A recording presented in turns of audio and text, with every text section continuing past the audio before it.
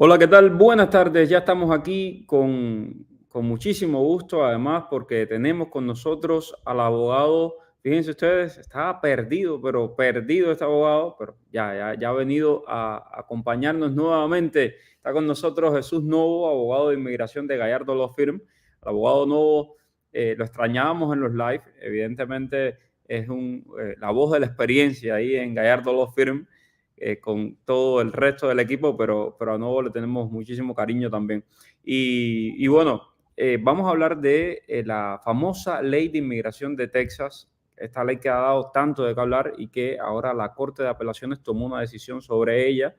Vamos a ver también qué piensa Novo de esta ley, si pasará finalmente o no. Es la ley que le permite al estado de Texas poder arrestar a los indocumentados y poder deportarlos, mandarlos de vuelta a México. Ya México ha dicho que no va a aceptar a ninguna persona que venga deportada de Texas. Y dice, el tema de nosotros es con Estados Unidos, con el gobierno central, y por otra parte, para muchos es tremendo lo que está sucediendo en la frontera. Y dicen, bueno, por lo menos este estado está tratando de controlar el flujo inmenso de inmigrantes. ¿Cómo está, abogado? Buenas tardes. Muy bien, Mario. Sabes que para mí siempre es una satisfacción estar aquí. Lo que pasa es que hay otras obligaciones. Claro, atender a los clientes, que siempre está atendiendo a los clientes ahí directamente. Seguro. Abogado, bueno, ¿qué fue lo que pasó? ¿Cuál fue la decisión que tomó esta Corte de Apelaciones y en qué estado queda esta ley, la SB4? Bueno, esto ha sido un vaivén, como tú sabes, Mario.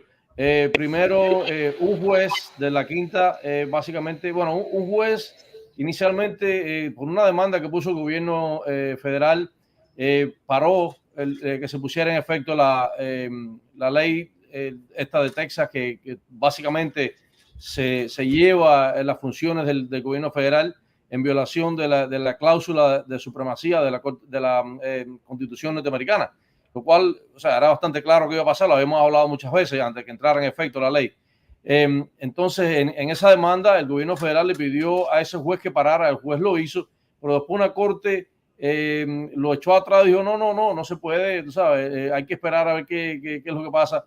La Corte Suprema de los Estados Unidos paró ese pare que se había hecho y hasta que hubiese una decisión total de la quinta corte de circuito de apelaciones en pleno, que fue lo que pasó ahora y acaban de hacer esta decisión diciendo, bueno, no, básicamente este pare, este bloqueo que estamos haciendo de la ley se va a mantener hasta que haya una decisión sobre la demanda que puso el gobierno federal en contra de esta ley.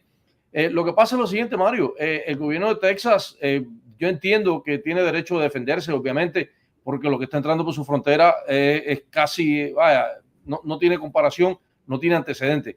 Pero por otro lado, ellos tomaron, esta ley abarca demasiado, toma funciones que son definitivamente del gobierno federal. Sobre todo esto de deportar personas a México, esto a quién se le ocurre, ¿no? Me parece que ese es uno de los mayores errores que tiene. O sea, la política exterior de los Estados Unidos es exclusiva del gobierno federal. Texas no puede darse ese lujo, esa potestad de deportar personas a México sin haber entrado un tratado con México, ni muchísimo menos. Por lo tanto, la reacción del gobierno mexicano era de esperarse. Bueno, definitivamente, y esto significa también, si le permiten a Texas tener esas disposiciones en política exterior, pues me imagino que la Florida entonces tendrá unas disposiciones hacia Cuba en política exterior impresionantes, ¿no? Imagínense usted con el poder que tiene la comunidad cubanoamericana aquí, si la política exterior dependiera de los estados, pues sería tremendo. Por ahí hay un proyecto y todo de extradición de Raúl Castro. Pero bueno, hablemos, pero ya saben, es a nivel federal, no a nivel estatal. Hablemos entonces, vamos a responder las preguntas de la audiencia, que hay muchísimas preguntas como siempre. Gracias a todo el que está por aquí en sintonía. Déjame ver, tengo a Emilio, que estaba desde tempranito ahí. Dice, si un cubano, un I-220A, se casa con un residente y se ajusta por petición familiar, ¿se tendría que salir a Cuba para pedir el perdón? ¿Y cuánto tiempo demoraría este proceso? Bueno, no tiene que salir a Cuba necesariamente, pero sí definitivamente tiene que salir del país. Aun cuando se case con una ciudadana o con un ciudadano, no importa. De todos modos, esa entrada ilegal que no le permite ajustar estatus aquí tiene que perdonarse y hay que salir del país. Lo que sí es con un ciudadano, obviamente se hace un perdón provisional que se hace desde aquí, y cuando la persona sale, solamente sale por una semana, semana y media, dos semanas, hasta que le den su cita en el consulado, y entonces ya ese perdón está preaprobado. Si es en otro de los casos quien lo está pidiendo, pues definitivamente se hace un poco más difícil. Otra cosa que sí se puede hacer, y eso sí lo hemos hablado aquí, Mario, es que si tienen corte, con una petición, la mayoría de los jueces le mandan a cerrar esa corte, le permiten terminar esa corte, a pesar de que está claro que no van a poder ajustar, pero se entiende que van a hacer el proceso de este perdón. Bueno, gracias a todo el que se va uniendo también aquí en Instagram, que tenemos 200 y pico de personas conectadas. Le quería hacer una pregunta. Mi cuñado le tiene el parol puesto a 2 personas, pero a uno se lo aprueban. ¿Usted cree que es conveniente que aún así le ponga el patrocinio a otras 2 personas más? Bueno, siempre que tenga la habilidad financiera para hacerlo, que se lo ponga todo el que pueda ponérselo. En realidad, una cosa no le va a afectar a los demás. Si a la persona no se lo aprueban, de las otras que se lo ha puesto, no va a ser por el patrocinador, va a ser por el beneficiario. Pero en realidad, si tiene las finanzas necesarias, no hay ningún tipo de problema. Exacto, y a todos los que preguntan ahí de parol, sigue igual, no hay nada nuevo con respecto a la I-134A de personas atrasadas, todo eso sigue caminando, les lo digo siempre, es como una lotería inmensa donde están un montón de casos y van saliendo. Les he puesto los datos aquí de cómo han ido saliendo, más de 80,000 cubanos específicamente se han beneficiado de este programa. Les tengo los datos en mi blog, pueden entrar ahí también la cantidad de venezolanos, nicaragüenses y haitianos. Los haitianos se han llevado prácticamente un tercio de todos los permisos de viaje, algo que nadie comprende cómo está funcionando eso, pero bueno, así es. Maylin Rodríguez, una vez que recibo la confirmación de la I-134A, ¿qué tiempo límite tengo para iniciar el proceso? Bueno, la confirmación no tiene nada que ver con nada. O sea, si tú recibes la confirmación, eso básicamente te dicen que sí, que ha sido aceptado. Cuando recibes la aprobación, en realidad no hay un tiempo. Sin embargo, lo prudencial es que sea dentro de 90 días que comiences a someter, a subir la información por CBP, y entonces una vez que te den la aprobación tienes 90 días para viajar. Esos 90 días se pueden extender una vez, usualmente dicen que no lo dan más de una vez, pero obviamente lo ideal es que viajes dentro de los 90 días. Pero en cuanto a recibir la confirmación, eso no hay periodo de nada. Ok. Tengo a Brian que nos escribe a través de TikTok. Dice Brian que tiene una niña en Cuba de 3 años. Los 2 padres estamos aquí en Estados Unidos. Tremendo, Brian. Sé qué es lo mejor para sacarla, parol o reunificación familiar. Por parol no la podría sacar porque ya tendría que venir con la persona que tenga su custodia legal. Entonces es muy complicado. Tendría que ser la reunificación familiar, ¿no, abogado? Exactamente. Si le pones la reunificación familiar, no hay ningún tipo de problema. Puede venir, aunque sea de 3 años, 1 año, de la edad que tenga, puede venir sola, la acompaña una azafata que va a estar a cargo de ella durante todo el viaje. Lo que eso sí, tienes que esperarla en el aeropuerto, porque solamente se la van a entregar a los padres. Así que, definitivamente es mejor a través de una petición familiar. Con el parol, tienes que cederle la patria potestad temporal a alguien para que la pueda traer. Tiene que estar en el mismo grupo de viaje. Así que definitivamente sería un problema. Sí, tengo por aquí a alguien que me pregunta cómo llamar a CBP. Buscas en Google CBP, teléfono, y te va a salir. Te sale ahí el número de teléfono. No te lo digo ahora porque no me lo sé de memoria. Y Delmis Aguiar, te mando un abrazo gigante hasta Texas. Buenas tardes y saludos. Tengo parol confirmado a mi abuelo, pero mandamos las atestaciones sin corregir el número de pasaporte. ¿Qué puedo hacer? Mira, mi querida, normalmente tienes que, si escribes así, van a decir que tienes que hacer todo el proceso, etcétera. La experiencia nos ha dado que hay algunos aeropuertos por los cuales te dejan salir, aunque tengas el número del pasaporte viejo, y otros en los que no. Es decir, todo depende del oficial de inmigración que le dé lo que a Cuba en ese instante. Entonces, a los oficiales de Cuba en ese instante. Entonces, haz la prueba. Hemos visto gente llegar con ese pasaporte, con el número de pasaporte viejo, y otros que no. Lo normal es que escribas a USCIS actualiza ese proceso, pero si ya mandaste las atestaciones, no actualizan nada y te mandan a hacer todo el proceso de nuevo, la I-134A de nuevo. Entonces, para que estés al tanto. Chris, un abrazo grande para ti. Gracias por hacer parte de aquí del canal de YouTube. Sofi, bendiciones. Gracias a tu programa por recomendarme la firma de Gallardo. Si mi esposo se hace ciudadano este año, mi hijo, que tiene 4 años, obtendría la ciudadanía a pesar de entrar con I-220A. No, para nada. Él tendría que ser residente. Si no es residente, tendría que ser residente y vivir con él. De lo contrario, no obtiene la ciudadanía automática. Ahora, claro, una vez que él sea residente, aunque ya tu esposo sea ciudadano, se puede hacer un trámite para que el niño sea ciudadano automático también. Pero esto es un poquitico más complicado. Yo lo que le aconsejaría a tu esposo, bueno, claro, si tiene que hacer la ciudadanía o la quiere hacer porque quiere, no sé, quiere participar en las elecciones o lo que sea, definitivamente que lo haga.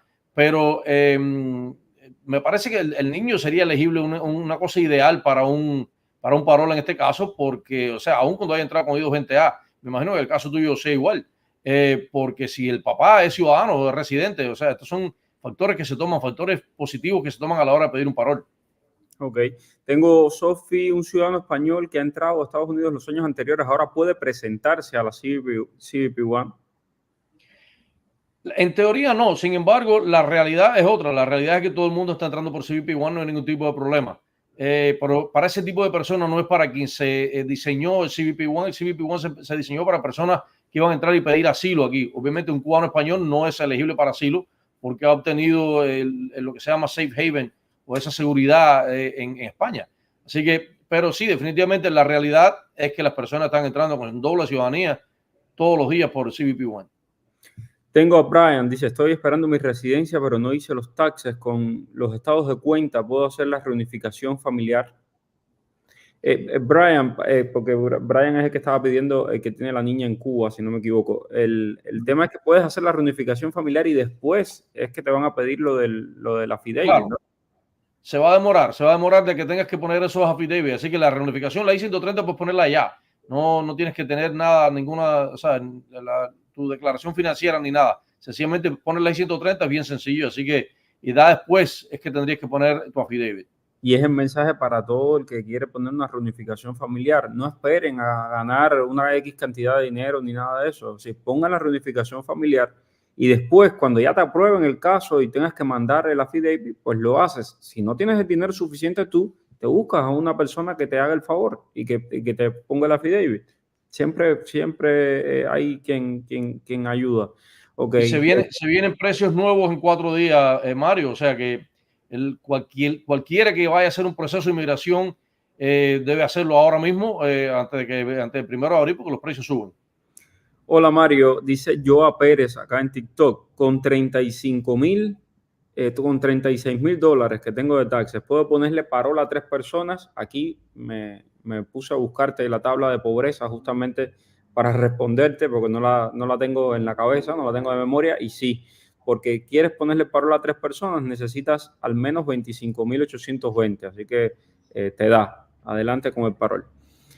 Tengo a esta otra persona que se le venció el permiso de viaje. Después, cuando terminemos por aquí, dame una llamadita y te comento cómo fue que hicimos nosotros.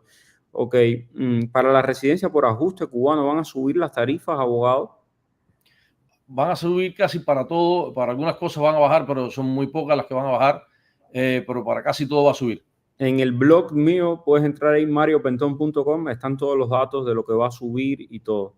Entonces, vamos a ver, déjame seguir por aquí. ¿Qué problema? Que nada me notifica. Bueno, YouTube es lo que mejor funciona en este sentido. Recuerden de suscribirse, activar la campanita para recibir las notificaciones. Porque además, en cualquier momento tenemos alguna buena noticia. Así que estén pendientes por ahí. Ok, vamos a ver, ¿qué más hay por acá? Saludos, bendiciones desde Houston, Texas. ¿Cómo se puede quitar el parol a alguien que ya no quiere venir a Estados Unidos? Ok, hay que hacer un procedimiento que se le hace a UCI pidiéndole que retiren esa petición, esa I-134A. Una cosa relativamente sencilla. ¿Puede alguien con I-220A, con corte y asilo solicitado, acogerse una petición familiar, puede hacer la cita consular en otro país que no sea Cuba? Absolutamente, y es lo que aconsejamos. No le aconsejo a nadie que vaya a Cuba, nada. Por supuesto, yo sé que hay quien va a tener que ir, ¿no? Porque tiene familia y todo eso, pero ir a Cuba, y sobre todo en estos momentos, me parece que es una locura. Pero bueno, definitivamente tienes una I-220A con corte. Ahora, lo que tienes es un problema con corte. Si tienes corte, obviamente no vas a poder salir del país. vas a tener que cerrar esa corte para poder hacer esa petición familiar y hacer tu cita consular y todo eso. ¿Okay? Tienes que cerrar esa corte primero. Pregunta Idelmis Aguiar, una fiel seguidora desde Texas. ¿Actualmente la visa T tiene algún costo, abogado? Honestamente, no te sabría decir. Creo que es un costo mínimo, honestamente, pero no te sabría decir. De veras que no. Ok. Vamos a buscar esa. Según me aparece aquí en el tema, en USCIS, lo que me dice es que vale aproximadamente $160, pero como dice el abogado, en la próxima te podemos responder con más calma después que se revise todo. Mi abuela está esperando el parol del 21 de marzo del 2023 y no le dan respuesta de nada. Joa, hay miles de personas, cientos de miles de personas esperando el parol humanitario y solo son 30,000 permisos de viaje y de los 30,000, 10,000 son de los haitianos, entonces es bastante complicado. Soy residente, ¿puedo reclamar a un hijo menor de edad de mi esposa, el cual solo tiene los apellidos de la madre? Totalmente, si ustedes están casados y el niño tiene menos de 14 años, lo puede reclamar sin ningún tipo de problema. Si es menor de 18, todavía lo puede reclamar, sin embargo, menor de 14 va a ser mucho más fuerte porque ya se considera casi automáticamente tu hijo, aunque no sea tu hijo biológico. Ok, ¿qué pasa con las autorizaciones de viaje? Mi hermana lleva 26 días esperando, todavía no es el tiempo límite, con más de 40 días es que puedes someter una 7001 y puedes buscar ahí en mi blog también todo el proceso de someter la 7001, pero todavía estás en tiempo. A ver, seguimos por acá. Bueno, gracias María, eres muy amable. Buenas tardes. Mi abogado logró cerrar mi corte. Soy el muchacho que fue deportado en el 2019. Ya me ha respondido en otras ocasiones. Mi cierre de corte me ayuda en algo para aplicar a mi residencia. Bueno, David, depende de qué documento tienes. Si tienes un parol, definitivamente, o sea, te ayuda. Si lo que tienes es una 220A o una I-220B, no sé, o sea, porque me dice que fuiste deportado en 2019. O sea, no sé exactamente. Si tenías corte de nuevo, me imagino que ya te habían echado abajo esa orden de deportación. Habría que ver específicamente cuál es tu situación. Como te digo, si tienes un parol, sí, el hecho de que te hayan cerrado la corte, puedes aplicar ya. Soy cubana, entré al país hace 11 meses con el parol. Tengo un niño de 4 años, del cual soy madre soltera, lo dejé en Cuba con mi mamá. Él tiene un parol puesto, en caso de que se lo aprueben. ¿Qué necesito para traerlo sin tener problemas aquí con inmigración? Ocan, el problema es que tú estás aquí y no tienes, primero, para que tu niño viaje, tiene que estar con alguien que tenga su custodia legal, con parol humanitario. Tiene que tener alguien en el grupo de viaje con la custodia legal del niño. Entonces va a ser un problema porque no te van a dejar hacer las atestaciones si el niño está solo con el parol. Exactamente. Entonces, ahí no sé si lo tienes puesto con el papá o lo tienes puesto con alguien con un adulto. Tiene que ser un adulto y luego para entrar aquí tiene que ser con el que tenga su custodia legal, que tiene que, en este caso sería o tú o es decir, el papá o mamá. ¿Qué posibilidad tiene un ciudadano español que se presenta a la cita de CBP One? Podrán saber que ha visitado varias veces Estados Unidos y por ese motivo no le aprueben su entrada. Yo conozco casos de los dos tipos. Conozco casos de personas con ciudadanía española que entraron sin ningún problema y conozco casos de ciudadanía española que le hicieron entrevistas de miedo creíble.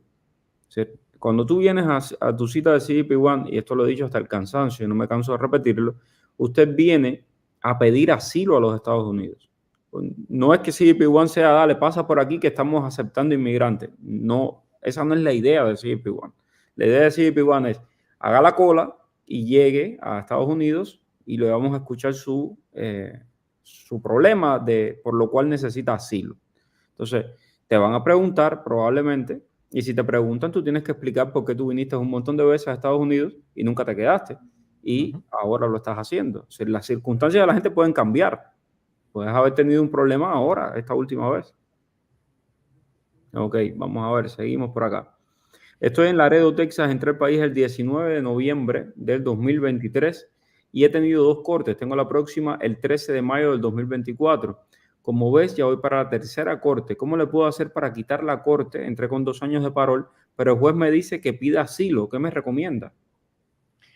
Bueno, Pablo Enrique, honestamente, me imagino que tu corte no es en Miami, debe ser fuera de Miami, donde los jueces a veces son un poco, o sea, reticentes, no les gusta cerrar esas cortes si tú todavía no tienes el tiempo para aplicar la ley de ajuste. De nuevo, eh, definitivamente la idea del parol también era que uno aplicara para asilo. Por supuesto, los cubanos tienen al año y un día la oportunidad de aplicar a la ley de ajuste, no tienen que aplicar asilo, sobre todo muchos que van a querer regresar a Cuba. Obviamente esto les podría traer problemas si aplican para asilo. Pero si el juez te dice que apliques para asilo y tienes corte ahora dentro de poco y todavía no llevas un año aquí, definitivamente yo te aconsejo que apliques para asilo, aunque sea un asilo solamente para complacer al juez. Porque, de nuevo, y en realidad no te va a hacer, bueno, de nuevo, estoy asumiendo que eres cubano, ¿no? No lo voy a poner en una parte, pero asumo que eres cubano. Si eres cubano, me imagino que vas a poder aplicar la ley de ajuste si no tienes ningún otro impedimento. Pero si el juez te está pidiendo que apliques asilo, hazlo en asilo. Definitivamente es lo mejor que te puedo aconsejar. Exacto, si el juez que es el que puede tomar la decisión sobre tu caso, te está diciendo, haz un asilo, hermano, haz el asilo. El juez es el que puede tomar la decisión sobre tu caso. Mario Abogado, ¿qué cree sobre aplicar al Advance Parole por residencia pendiente y regresar? Soy I-220A con corte cerrada. Yo creo que es una locura, ¿no? Totalmente una locura. Lo que pasa es que Inmigración ha dicho que van a tomar esto un poquitico más, o sea, que le van a prestar más atención, pero solamente en casos donde hayan emergencias. O sea, vas a tener que probar que tienes que vas a regresar, que quieres regresar a Cuba porque tienes un familiar enfermo o porque vas a un funeral o una cosa así. De lo contrario, lo más probable es que te lo van a negar de todos modos. Pero si sales a Cuba y después tú no puedes probar que era por una emergencia, cuando vayas a regresar, que tengas tu residencia pendiente, que tengas lo que sea, no te va a valer de nada. Puede que te busques un problema aquí al entrar de nuevo. Así que, tal como dice Mario, yo no se lo aconsejo a nadie, no sé que sea absolutamente una emergencia.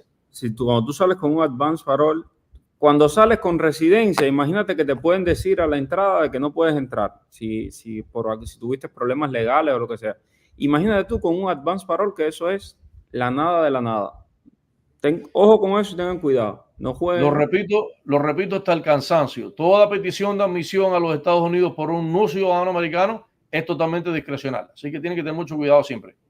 Eso significa que después te pueden decir, te quedas ahí y viras para Cuba. Entonces, ojo con eso. Y se los digo de todo corazón. Yo tengo montones de mensajes de personas que han ido a Cuba. Salí con I-220A y fui a Cuba porque tenía a alguien enfermo en Cuba. Me da tremenda pena y me da tremenda lástima. Yo, ¿qué puedo hacer? Necesito regresar. Estoy desesperado por regresar. No puedes regresar. Perdiste esta oportunidad. Vino con parol y me desesperé por X, por Y, por Z. A veces uno escucha las cosas más irracionales del mundo. Cogieron un avión y se fueron para Cuba. Y entonces, ¿y yo ahora puedo virar? No, no puedes virar. Perdiste tu parol y perdiste la oportunidad de tu vida. Ahora mismo resiste creativamente en Cuba. No te queda más remedio. Mario, eso que están diciendo de que adelantan el parol es verdad, que lo pueden acelerar, eso es mentira y es una estafa.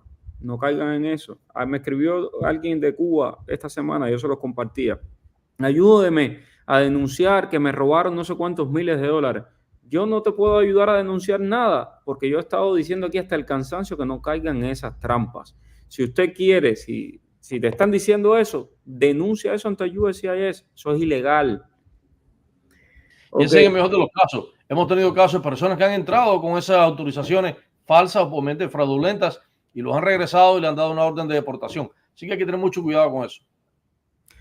Ok, dice, hola Mario Abogado, soy residente hace 9 años, nunca he salido del país. Mi hijo está en México pidiendo cita, ¿me perjudicaría ir a verlo unos días? Para nada, para nada, No. para nada. Si tú eres residente, incluso puedes viajar a México sin necesidad de visa. Ve a México, ten mucho cuidado que los cárteles estos están acabando en México. Ten mucho cuidado porque cuando vean que eres cubana y que vienes de Estados Unidos y que tu hijo está ahí, cualquier cosa puede pasar. Ten mucho cuidado. He visto cada caso, hay un señor que tiene a su esposa ahí que se la secuestraron. Es tremendo. Bueno, sigo por acá. Bueno, las autorizaciones de viaje, ya esto lo leí. Estamos peor que Haití. Por favor, que aprueben más paroles para los cubanos, dice Yuneisi Requesens. Yuneisi, esto hemos hablado hasta el cansancio de esto con los oficiales del CBP, el Departamento de Seguridad Nacional de Homeland Security y hasta ahora es lo que hay. Vine con parol humanitario, ¿puedo patrocinar a alguien más ahora que tengo mis ingresos y mis taxes? Por supuesto, por supuesto. Sí, las personas de las categorías que permitían patrocinar eran para los parolees. Así que sí, definitivamente sí. Vine con parol humanitario. ¿En qué tiempo puedo ir a Cuba? Cuando tengas tu residencia, tú puedes ir a Cuba. No tienes ningún problema. Sácame de dudas, ¿el beneficiario del parol humanitario puede aplicar para la ayuda del gobierno? Sí, lo he dicho muchas veces. Si lo necesita, sí. El cubano y el haitiano. Esa es la diferencia. No todo el mundo. Cubanos y haitianos porque hay una vieja ley de refugiados, de refugiados cubanos y haitianos, y las cuales le permite. Así que no hay problema con esto. Vamos a ver, sigo por aquí. Petición de padre residente a hijo mayor soltero. ¿Hay alguna vía posible de acortar los 6 años de demora? ¿Es verdad que se puede acortar el tiempo y cómo? Ok, de la única forma que se puede acortar es si eres de uno de estos países que tiene el programa de parol de reunificación familiar.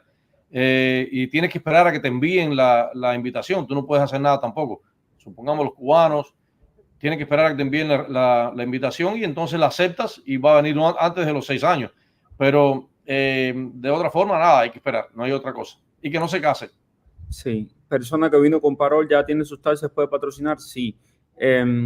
Mi tío ya aplicó la residencia, pero no le ha llegado, declaró sus taxes este año. ¿Él puede ponerle el parol a su hija de 17 años? No, yo. ¿Sabes por qué? Porque no tiene la green card y te la van a pedir en el momento que al final de la aplicación de parol te dice prueba de residencia, de estatus legal, no de residencia, prueba de estatus legal en Estados Unidos. Y ahí tú tienes que escanear la residencia permanente y mandársela a USCIS allá. Entonces, si no tiene la residencia, no va a poder hacerlo, aunque tenga los taxes. ¿Se puede ser ciudadano cubano, americano y español? Esta pregunta yo también me la hago. Absolutamente. Por supuesto. Ciudadano español, si es por ejemplo, esto del salto de generación de los abuelos. Si es por residencia en España, tienes que jurar la bandera española y tienes que renunciar a todas las otras ciudadanías, obviamente menos la cubana. Pero, por ejemplo, si tienes ciudadanía americana, tienes ciudadanía de otro país, tienes que renunciar si te estás naturalizando español. Si es por la ley de la tierra, o sea, por los abuelos, no tienes que renunciar a nada. Conozco mucha gente que tiene 3 ciudadanías, así que... Sí, hay mucha gente que quiere irse a jubilar a España. Yo me incluyo. España es lo más grande. A ver, vamos a ver, seguimos por aquí. Petición de padre residente a hijo mayor soltero. ¿Hay alguna vía posible? Este fue el que leí. Vamos a ver, tengo una pregunta. Entré por CBP, cambié de dirección. En ese proceso le notifiqué a USCIS y a UPS. Ahora, hace algunos días, llegó una carta de la Corte a la antigua dirección con una notificación de mi caso con un cambio de fecha para el 2026. Yo nunca cambié mi dirección con la Corte. ¿Es necesario cambiar mi dirección con la Corte para donde vivo? Soy cubano, al año y un día pienso ajustarme y ya con mi residencia o el proceso enviar mi solución fuera de Corte. Totalmente, o sea, hay que entender la diferencia entre entrar por CBP-1 y entrar por la frontera, aunque te den un parol entrando por la frontera. Cuando tú entras por CBP-1 eres primera casilla. Si tienes tu fecha de corte posterior al año y un día, tú puedes aplicar a tu ley de ajuste, aunque tengas una corte pendiente. Eso no te va a impedir. UCIS tiene jurisdicción sobre tu caso. Si entras por la frontera y tienes segunda casilla, UCIS no tiene jurisdicción. Esto es diferente aunque tengas parol. ¿Okay? Hay que entenderlo bien. Ahora, en el caso tuyo, lo que debías haber hecho para que te cambiaran la fecha de tu dirección de la corte no era sencillamente mandarle una carta, tienes que hacer una moción para cambiar esa corte. Ahora, como que tu corte es posterior a tu fecha de que vas a aplicar, en cuanto apliques a tu residencia y te llegue el recibo, le envías a la corte una moción explicándole que ya tú has aplicado que eres elegible para un beneficio y te van a cerrar esa corte sin ningún tipo de problema. Sin embargo, tienes que esperar a que te la cierren y si no te la cierran, no te has enterado que te la cierren, tienes que asistir a esa corte. Buenas tardes, se me vence el parol el día 12 de abril. ¿Cómo hago la extensión del permiso de trabajo? Pregunta Maidoli Sánchez en TikTok. Bueno, en realidad, si vas a aplicar, si tienes el permiso de trabajo a través del parol y se te vence el parol, ya entonces no eres elegible a través del parol. Si aplicaste para asilo, obviamente vas a ser elegible a través del asilo. Si aplicaste para ajuste de estatus, entonces puedes aplicar bajo la categoría que has aplicado para el ajuste de estatus, pero ya no bajo el parol. Hay que estar claro bajo qué categoría estás pidiendo tu permiso de trabajo. Excelente. Mi suegra es I-220A, dice Joa Pérez, y no tiene fecha de corte. Pidió su residencia por ajuste cubano, pero, y se me cortó aquí, pero le dicen que tiene que pedir el parol de un día aunque sea. ¿Cómo puedo pedir ese parol? Bueno, obviamente el parol se puede pedir a ICE, se le puede pedir a UCI. Usualmente lo normal es que se le pida a ICE y porque se le dan enseguida, ¿no? Le dan el parol enseguida. Si tiene una entrevista con ICE, que venga, o si no, se le puede pedir. Pero definitivamente la I-220A no le da el derecho absoluto a las personas para aplicar a ajuste de estatus. UCI ha dicho que en algunos casos iban a considerarlo y lo han considerado y mucha gente le ha llegado residencia aplicando con I-220A cuando no tenían corte. Sin embargo, si te están pidiendo que tenga parol, pues tiene que solicitar un parol entonces. ¿El parol solo se puede poner desde Estados Unidos? Sí, solamente desde Estados Unidos. Tengo aquí a Fernando. Dice, tengo residencia, pero tengo asilo. Si le aprueban el parol a los niños o la reclamación, ¿podré ir a buscarlos a Cuba? Bueno, no hay nada que te lo impida, no hay una ley que te lo prohíba. Sin embargo, obviamente tú en algún momento dijiste que temías ir a Cuba, que temías persecución y ahora vas a regresar. Quiere decir que en algún momento dijiste mentira, en algún momento mentiste, ya fue en aquel momento o vas a estar mintiendo ahora. Definitivamente eso te puede traer problemas. ¿Te va a traer? Bueno, eso nadie lo sabe, pero definitivamente el potencial de problema está ahí. O lo otro que también puedes hacer es explicarle al oficial de inmigración cuando regreses, si te preguntan, evidentemente, mira, yo fui por mis hijos, que los fui a buscar y le enseñas el viaje, no me fui a un hotel, no me fui a nada, fui y regresé y no pienso regresar nunca más. O sea, no creo que se pongan tan pesados. Estoy casada con un cubano, mi esposo aplica en junio al ajuste cubano. ¿Cómo haría yo? Dice Janet. Ella es peruana. Janet, si tienes un año y un día en el país, puedes aplicar igual a la ley de ajuste junto con tu esposo. El único problema es el siguiente. Tu residencia va a depender de la residencia de él. Si a él no le llega, a ti no te puede llegar. Si a él se la niegan, te la van a negar a ti también. O sea, tu residencia no es por derecho, tu residencia es derivativa de la residencia de un cubano a través de la ley de ajuste. O sea, que tienes que esperar. Jamás te va a llegar a ti antes que a él. Les puede llegar a los dos a la vez o te puede llegar a ti después. Pero sí, en cuanto él aplique, si tú llevas el año y un día aquí, puedes aplicar también. Sí, y tendrías que aplicar junto con él, ¿verdad, abogado? Sí, bueno, puede aplicar, no necesariamente tiene que aplicar, puede aplicar después. Lo que no puede hacer es aplicar antes. Si lleva un año y un día antes de que él tenga su año y un día y aplique, ella no puede aplicar. Y por supuesto, tiene que haber entrado legal, tiene que tener un parol, haber entrado por el aeropuerto, de alguna forma tiene que ser elegible para ajuste de estatus. O sea, si tiene una I-220A o si no fue inspeccionada de alguna forma, tampoco va a ser elegible. Ok, porque ella está preguntando si tendría que hacer antes asilo. Te dejé el número de teléfono de los abogados, Janet, 305-261-7000.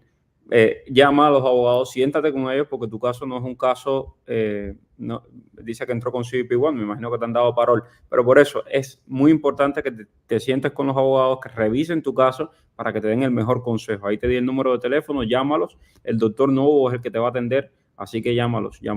Bueno, se nos acabó el tiempo y ya tengo al doctor Novo hace 3 minutos de más aquí y tiene que seguir atendiendo clientes, así que los voy a dejar. Gracias a todos, gracias doctor. Muchas gracias, de verdad, agradecemos muchísimo que cada tarde ustedes se tomen media hora para responder las preguntas de la audiencia. Un abrazo.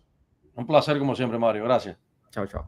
Dime cuál es el periodista que está en el boom. Es Mario Rincón. El periodista que te trae toda la información. Es Mario Rincón. El periodista de la radio y la televisión. Es Mario Rincón. Habla de temas cubanos, hasta de migración. Mario Rincón. Oye, dale, conéctate y comparte. Déjame un like. Dale like y comparte.